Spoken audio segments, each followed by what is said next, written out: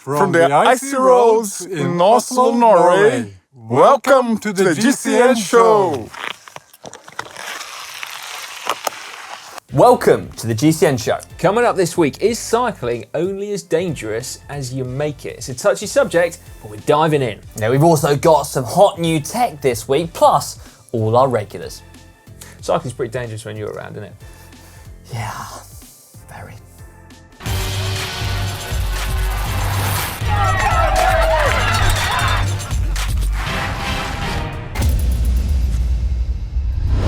This week in the world of cycling, we learned that the 2021 pro cycling season is shaping up to be one of the best ever. Paris-Nice, Tirreno Adriatico and the Healthy Aging Tour were all absolute showstoppers last week. They were absolutely amazing, and you should at least check out the highlights over on GCN Plus if you're a subscriber.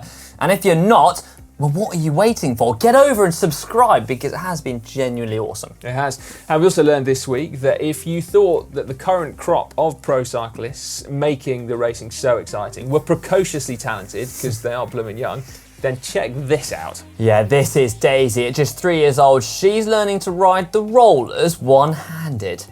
Can you do that, Si? I don't know, actually. Daisy takes on Si next video. Oh, maybe she can beat you in a road bike versus TT bike. Probably.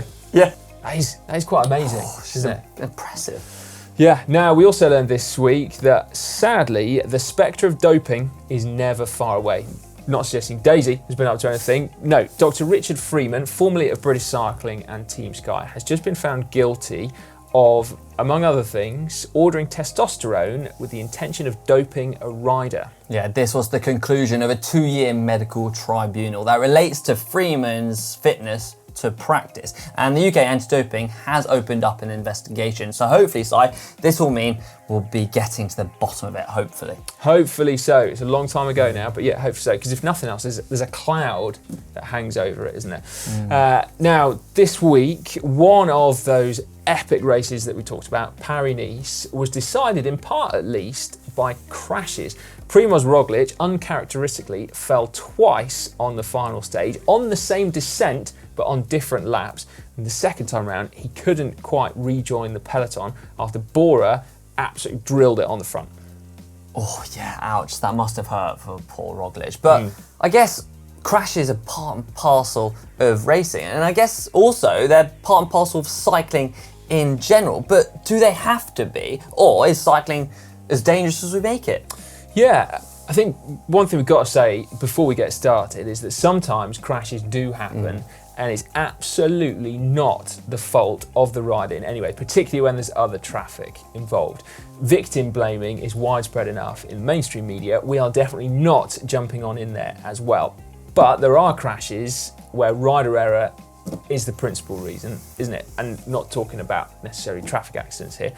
And also, I think as a rider, I'd hate to feel like I was powerless in being able to stop crashes from happening. Yeah, so the best place to start then is with the individual rider, because it has to be said there are different skill levels within cycling that can make it more or less dangerous, like judging your speed going into corners or being able to spot hazards in the road or potential hazards like mud, ice, potholes, or even dangerous intersections. Yeah, I guess if you go right back to square one, once you've learnt how to ride a bike, technically you don't need to fall off ever again. The reason crashes happen, I suppose, is because you start to push it. You start going faster, and then maybe you stop preparing adequately for what's coming up, like sharp corners or changing the road surface, like you said. Or sometimes it could be because you lose confidence and you get nervous. You grab a whole load of brake and your wheel starts to skid, you lose balance, and there you fall off. And we're saying that's rider error, aren't we? Well, all of those things, yeah. Yeah. Could be rider error. And that could be what happened to Roglič because, when he came off. But we do see this happen a lot in racing, don't we? All the time. Yeah, that's true, actually.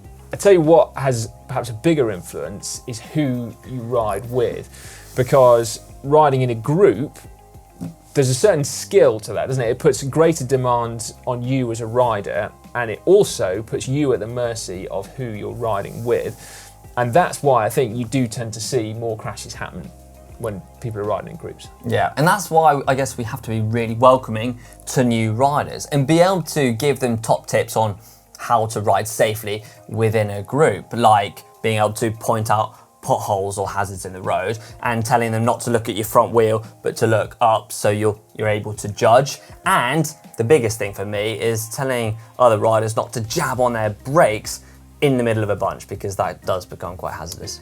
You know, I can imagine you on a group ride pulling up alongside someone like, "Hi, how you doing? I'm James. I've got a top tip for you." I have done it. Of course you have, mate. Of course you have. Group riding isn't dangerous per se, is it? But it just adds like an extra element of risk. Yeah, but it sounds like we're getting a bit boring, because riding in a group is really fun too, isn't it? Yeah, it has to be said, because and all those tips are really easy to learn and really easy to do. And when you've got them nailed, you can really enjoy riding in a bunch. You know, going really fast, push the limits on corners, and riding fast in a pace line, because that's where you get the ultimate speed. And then putting as much power down as humanly possible to win a town sign. That is very true, mate. I agree wholeheartedly. But at those moments, you are actively choosing to make cycling more dangerous. Like, you're opting in. What's awful is when you've got no choice in the matter, like where you live, which has a huge impact on how dangerous cycling is for you. Statistics show there's a really strong correlation between serious cycling accidents and deprived neighbourhoods. Yeah, that's right. Where you ride has a huge influence on danger from motor vehicles. And I guess it's a privilege when you head out and you ride on the quiet roads or even a bike path. And well, right now, it shouldn't be like that, should it? No, it should be a right. That's right, yeah. Safe, quiet roads. Actually, no, not quiet. Safe roads should be a given. It should be something that we all have access to. And I guess at this point, I don't know, you could say, well, like ride off-road and, you know, then you're safe from the effects of motor vehicles. And to a certain extent, that's true, but riding off-road is a leisure pursuit, isn't it? And it's not much use for getting to and from work or for getting to the shops and stuff. And actually, speaking personally as well, I ride off-road for the thrill of it. And it's a lot easier to fall off-road, isn't it? Don't I? You do know it. Don't I know it, yeah. But being a mountain biker, a cyclocross rider, a gravel rider, gives you loads of skills, doesn't it? And you're constantly testing those skills with little consequence. And it's really easy transferable. All those skills that you learn off the road can really pay dividends when it comes to on the road and racing. Well, that's true. We do see it, don't we? Some of the most skillful pro racers, in fact, the most skillful pro racers at the moment, I think are the ones that have come from off-road backgrounds. And no, we're not just thinking about Matthew van der Poel, once again. Daniel Lloyd, silky skills. Crazy skills, yeah. Oh, yeah. Yeah. And you know what? I think it comes back, though, to those fundamentals that we touched on earlier, where it's about looking ahead, anticipating what's coming up, particularly changes in road conditions and stuff like that, and knowing how to brake safely and effectively. I would say it's actually beneficial for most riders to go off-road at some point just to hone in on those skills. Again, though, if you don't push it, then you shouldn't come unstuck. But does general bad luck come into it? I think so, doesn't it? I think you could be riding within yourself, you could be on nice quiet roads, not taking any risks, you could have ticked all the safety boxes like your daytime running lights and your bright clothing. Sometimes it happens, doesn't it? There's just this general low level of risk, and it is low level, fortunately, with cycling, but we just deal with it, don't we, on a daily basis. There's just a low level risk. Do you know what gets me scared? Genuinely scared, mate? No. Getting stuff out the attic and slipping in the bathroom. Statistically, 2 of the most dangerous things you can do. Don't I know it? Oh, I was thinking about like climbing Everest or bungee jumping. Anyway, No. What do you guys... That's opting in as opposed to being forced to go and carry stuff into a loft, which is definitely not opting in, for the record. Yeah, what do you guys think at home? How much control do you have over the dangers of cycling? Or, well, is cycling as dangerous as we make it? Let us know in the comment section down below. I think, James, now we need some inspiration. We do. don't we? I can't wait for this bit. Unfortunately, Connor is not giving us a vlog this week because he's done his training now, so he's gearing up for the final video, which is coming up this weekend. Do you know what? I'm slightly worried about riding with Connor because I know he's been putting the training in. No, he's I'm going to be the now. weak link now. Matthew Vanderpool's numbers have nothing Nothing. on Connor done. Yeah. Anyway. I mean, he's going to need all those numbers though because he is about as aerodynamic as a house. Okay then, it is now time for your weekly inspiration, that part of the show where we pick out the 3 best photos, I say best, they're our favourite photos that you've uploaded to the GCN app over the previous 7 days. Each one wins a prize, starting with James in third place. In third place and winning a Target As Saver, or R Saver, is Jose P. Sebastian with this photo of a cycling mecca, Mallorca, and in particular, the Sacalobra time, hunting ground to one Ollie Bridgewood's PB climb. Anyway, springtime is almost here, not quite ready for shorts and short sleeve tops, but still a gorgeous day. And I have to say, when Si and I first saw that picture, we were both like, Take us there. Take us there now. Yeah, it's true. Who's in second place?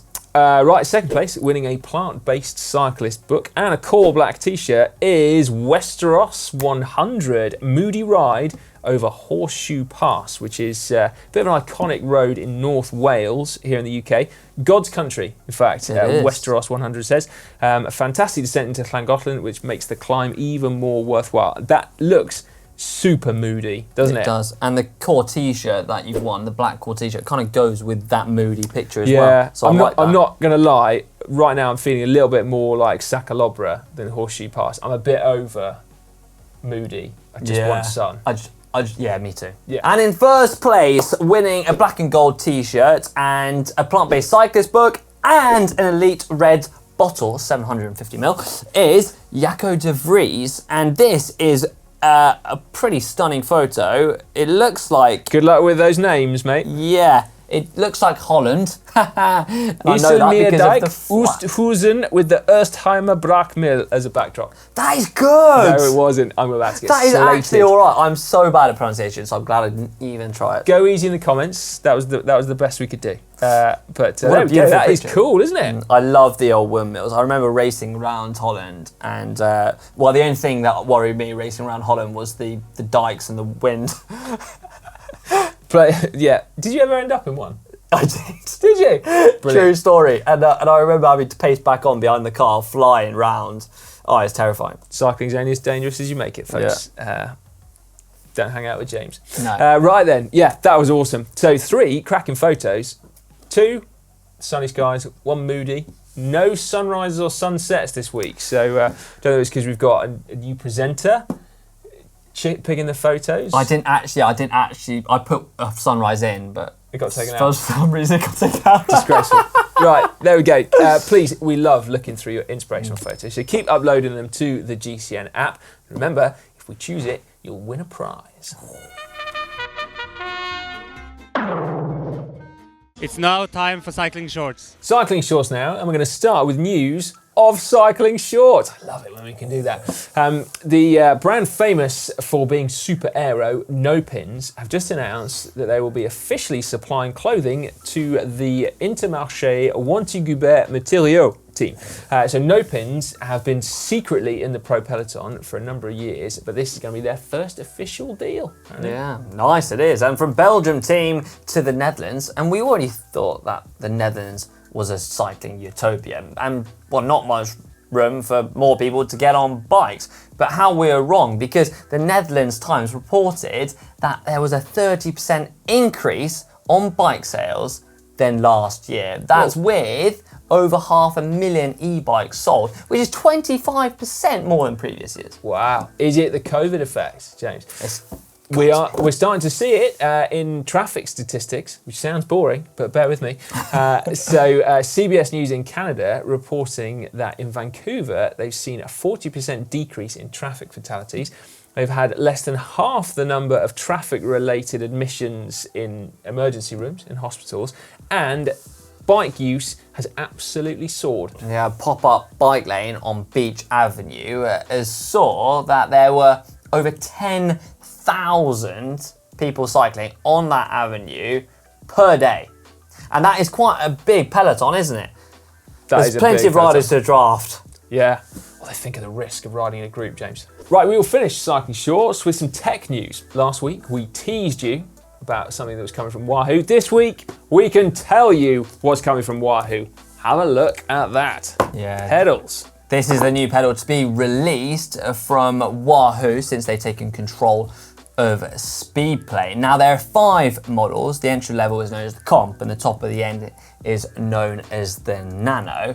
And there are some aerodynamic pedals that have come out as well that I'm sure Ollie has grabbed hold of because it said save you some watts. He's already gone. Oh, of course. He's already gone. So apparently they're all more aero actually, but there's one that is single-sided as opposed to dual-sided, which is especially aerodynamic. Now, what's new, you'll be asking. So the bearings have been updated. They're now sealed bearings, which is why you can tell this one feels like it's got a good amount of grease in it already. They've also tweaked the shape of the pedal body to make it more durable, apparently. Installation is now with an Allen key as opposed to a pedal spanner. And the last thing, these are a bike fitter's dream. So they've always been that with the float that you get between 0 and 15 degrees and it's adjustable. But there's also 4 different length pedal spindles that are available. So you can totally dial in your Q factor, which is how far apart your feet are when you're pedaling. Can you pedal? I knew you were going to do that. Yeah, there's also, and really excitingly, a brand new pedal. Now it's called the PowerLink Zero.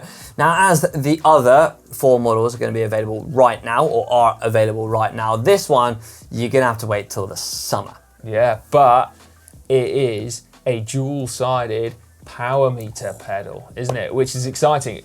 Got no more details than that, I'm afraid. Can't tell you price or anything like that. But I'm excited to know more. Yeah, now that's not just it for hot new tech. No, I did spot, with my eagle eye, a brand new Giro helmet in the Pro Peloton. This is Lisa Klein. Now this one looks more aerodynamic than the Aether, and it's also got more vents than the Vanquish. So could this be a new helmet that all the pro riders start using? Exciting, hey? Very exciting. Nice. So what do you think? Let us know in the comment section below if you are going to see this or if we are going to see this helmet pop up more in the Pro Peloton.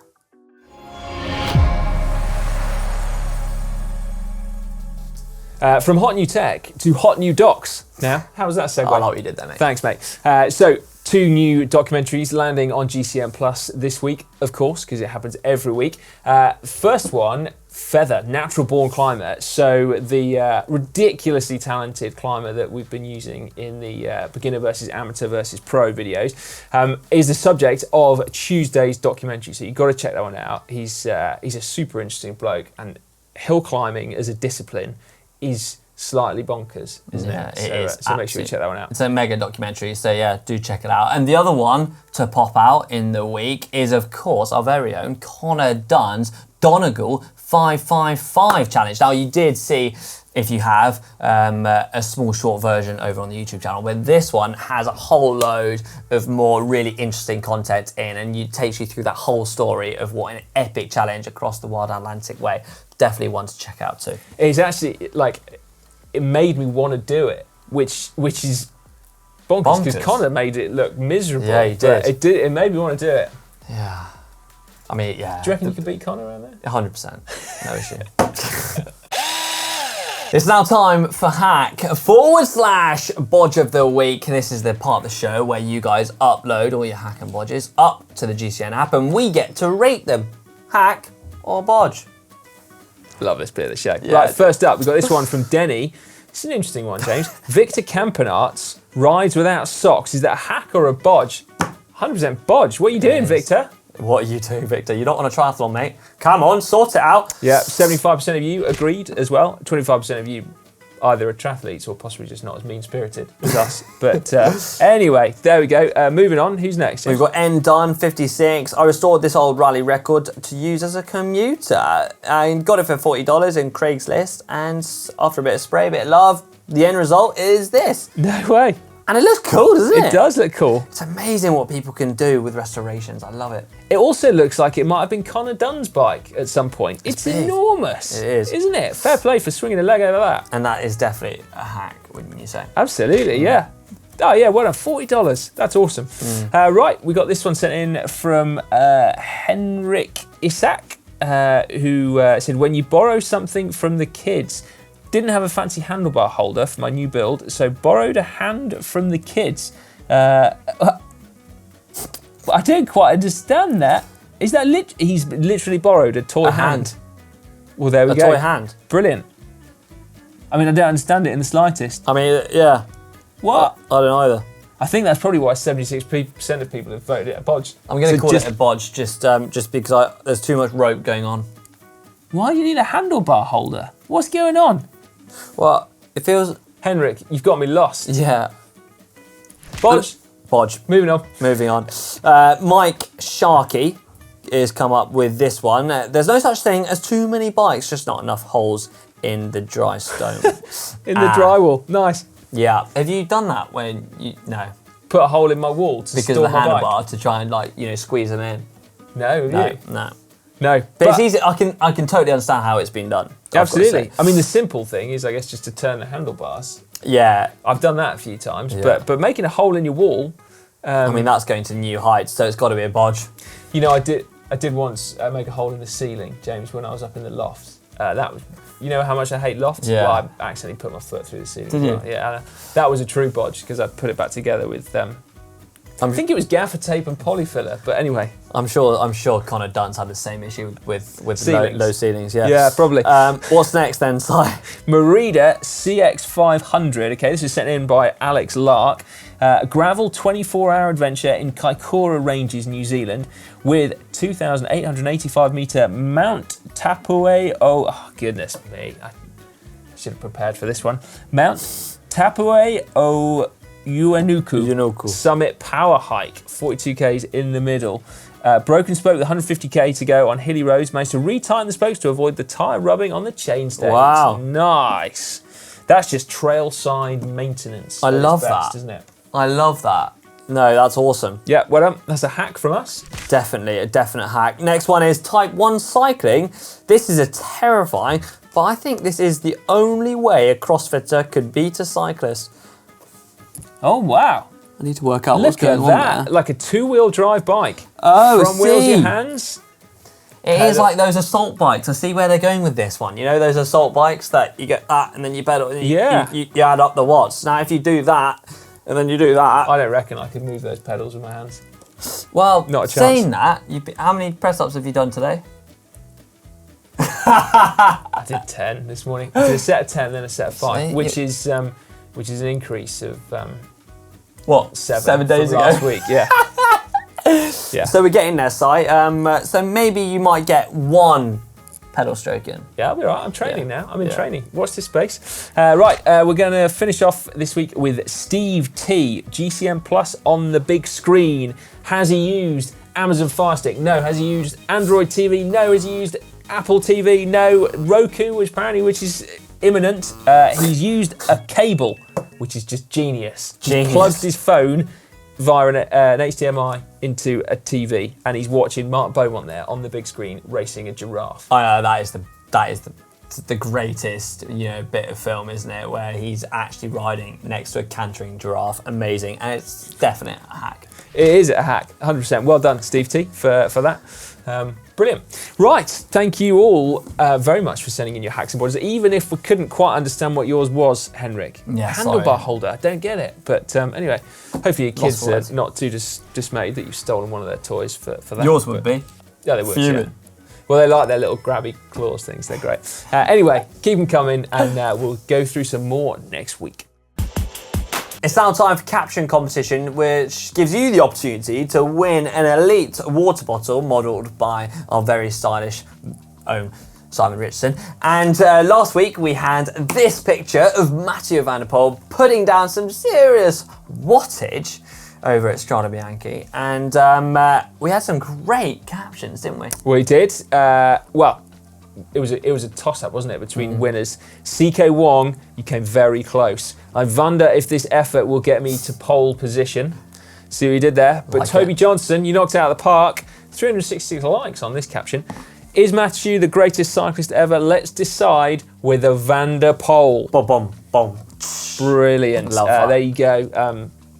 this trophy will wing its way to you once you got in touch via Facebook and said that you won the Caption Competition. What's coming up this week, Simon?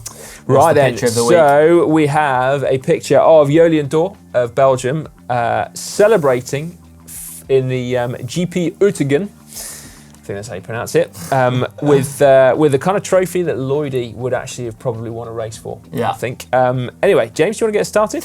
Yeah, I'll give this one a really good crack. I do adore a good beer after a race, especially in Belgium. As in, I do a Jolien D'Or. Yeah. I see what you did, mate. I do adore.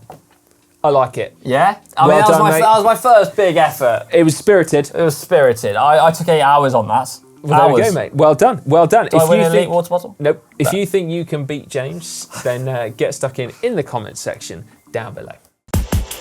If I do say so myself, we did have some great videos coming out over the past week. And as always, you and all our lovely viewers have been leaving some great comments. And I thought I'd get us started with a few comments left under 6 more things to do or not to do when you're new to road cycling. This is actually a great thumbnail of Connor wearing his cycling shorts inside out. But Martin Hayes comes up with, the chainring tattoo isn't a mistake, it's a badge of honour. Never ridden without one.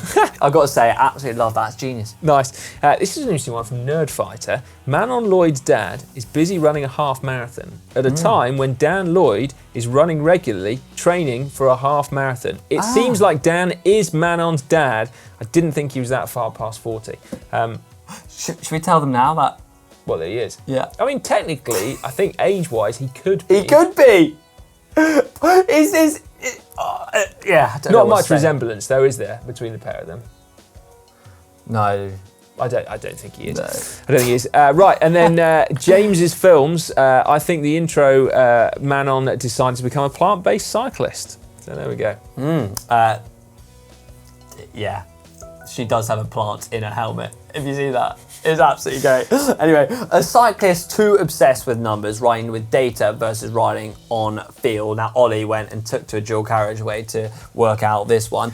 Now, Aaron... I think that's a case in point of a rider too obsessed with data, taking to a dual carriageway to prove a point. I think you're totally right on that. But Aaron comes up with, at my age and weight, smiles per miles is the best metric. And I got to say, I'm with you on that, 100%. Yeah, I agree with that. Liam Cameron, Ollie making excuses again. Yeah. No, he never changes, does he? No. No, and we did have another good video coming up over the weekend, which is, of course, round 2 of enthusiast versus amateur versus pro, second edition, adding weight. And of course, our very own Freddie hit to the road again, and GW came up with this comment. You guys should really get behind Freddie and show how someone can improve over time. A lot of viewers would relate and appreciate, including me. Also, I live in Bath and would love to do a project and have an F12. There we have it. Nice, GW. Well, good idea. Yeah. That would be cool, wouldn't it? Freddie was loving it too. He was, I mean, he gained 3 minutes on his last time. So it just shows when you put in some hard yards, you know, you can really gain up. Absolutely. Progress real quick. Right then, let's quickly run through what's coming up on GCN this week. Wednesday, how to ride no-handed. Thursday, we've got that training session, of course, over on GCN Training. Friday, top 10 excuses not to get dropped. Saturday, it's crunch time for Connor. How fit did he get with his 8 weeks of training? Very fit, I reckon. Yeah, Smart Money says very fit. He was sort of banding around 500 watts plus the other day when he was chatting. So and then on Sunday, we've got to meet the presenter with newbie Alex Payton. Yeah, I'm looking forward to seeing that one. He's definitely got some good stories to tell, so I can't wait for that. Nice. Well, there we go. And then of course, as if it needed saying, Tirreno Adriatico still actually, it's finished by the time you've watched this, hasn't it? But all of the highlights and on demand for Tirreno Adriatico, Paris-Nice, and the Healthy Aging Tour. Plus, it's the big one, San Remo this Saturday, and it's available worldwide, excluding, apologies for this, Latin America and also New Zealand. which just seems peculiar, doesn't it? But there we go. That's the way that race rights work, I'm afraid. But anyway, do make sure you check that one out because that's going to be epic. Yeah, so there you have it. We've come to the end of the GCN show. If you've enjoyed it, then as always, give it a thumbs up and let us know what you thought in the comment section below. And don't tell us what you think. Just give us a thumbs up and then we'll just leave it there. We don't want to know. Fair. Yeah, fair. And I've also enjoyed it. It's been a while since I've been here, mate. Yeah, it's been Gotta say. It's been a pleasure, mate. Thank you very much. See you guys next week.